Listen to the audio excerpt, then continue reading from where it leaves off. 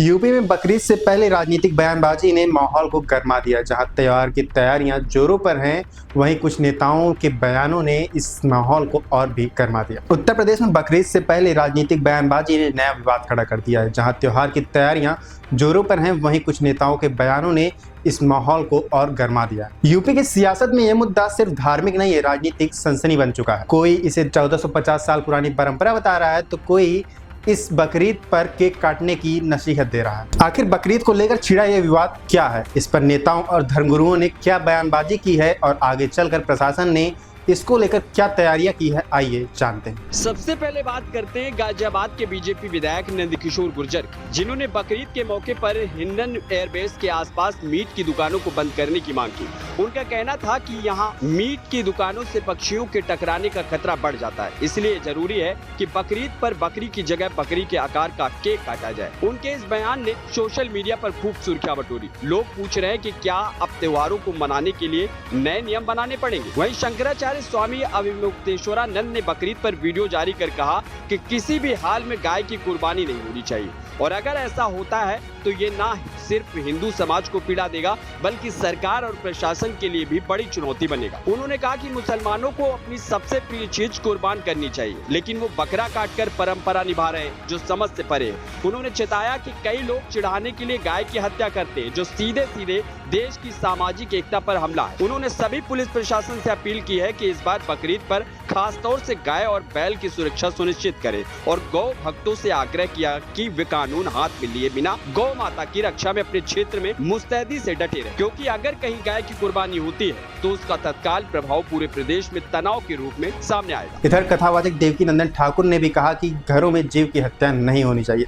अगर किसी का धर्म बलि की इजाजत देता है तो उसके लिए एक तय जगह होनी चाहिए, क्योंकि कॉलोनियों में हिंदू और मुस्लिम दोनों के बच्चे रहते हैं, और यह जरूरी है कि एक का धर्म दूसरे बच्चे के दिमाग पर बुरा असर न डाले। उन्होंने कहा कि हमारे धर्म में बलि का मतलब भाव है। हम नारियल या किसी प्रतीकात्मक वस्तु की बलि चढ़ाते हैं, लेकिन किसी जानवर की हत्या किसी बच्चे के मन को विचलित कर सकती है, और उसकी जिम्मेदारी कौन लेगा, ये सवाल हर धर्मावलंबी को खुद से पूछना चाहिए। बकरीद को लेकर छिड़े इस विवाद पर बरेली से मौलाना शहाबुद्दीन रजवी ने साफ कहा कि कुर्बानी इस्लाम का अहम हिस्सा है, और यह परंपरा 1450 साल पुरानी है, जिसे कोई मुसलमान नहीं छोड़ सकता। लेकिन साथ ही उन्होंने मुस्लिम समाज से अपील की है कि प्रतिबंधित जानवरों की कुर्बानी से बचें और खुले में कुर्बानी ना करें। कुर्बानी ऐसी जगह हो जो बंद हो और सार्वजनिक दृष्टि से दूर हो। साथ ही जानवरों के अवशेष को गली सड़कों पर न फेंका जाए, बल्कि जमीन में दफन किया जाए। वहीं बकरीद पर प्रशासन की तैयारियों को लेकर सीएम योगी आदित्यनाथ ने सोमवार की शाम कड़े शब्दों में लॉ एंड ऑर्डर की समीक्षा की। उन्होंने कहा कि गंगा दशहरा, बकरीद और भगवान जगन्नाथ की रथ यात्रा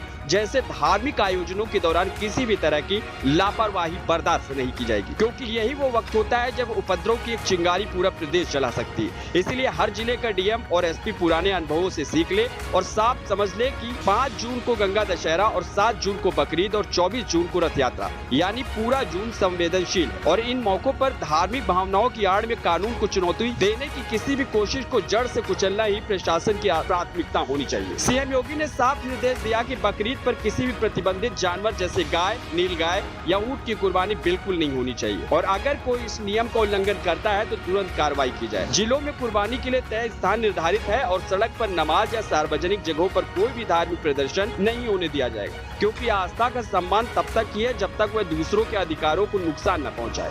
और अगर किसी भी जगह विवाद की स्थिति बनती है तो पुलिस को तहरीर का इंतजार नहीं करना है, बल्कि तुरंत एक्शन लेना है, ताकि शांति, सुरक्षा और सौहार्द का माहौल कायम रह सके। सीएम योगी ने इस मीटिंग में स्पष्ट कहा कि अवैध स्लॉटर हाउस किसी भी हालत में नहीं चलने चाहिए। वैध स्लॉटर हाउस में भी तय संख्या से ज्यादा जानवर न रखे जाए, खुले में मांस की बिक्री न हो, और निराश्रित गौ आश्रय स्थलों में चारे और पानी की पूरी व्यवस्था बनी रहनी चाहिए। बकरीद पर कुर्बानी तो होनी है, लेकिन इस बार सबसे बड़ी कुर्बानी हुई प्रदेश की शांति की। नेता मंचों से जहर उगलते रहे और बयानवीर अपने वोटों की खेती सींचते रहे। ऐसे में आपको क्या लगता है कि बकरीद को लेकर छिड़ा यह विवाद यूपी की सियासत को किस तरफ ले जाएगा? कमेंट करके जरूर बताएं।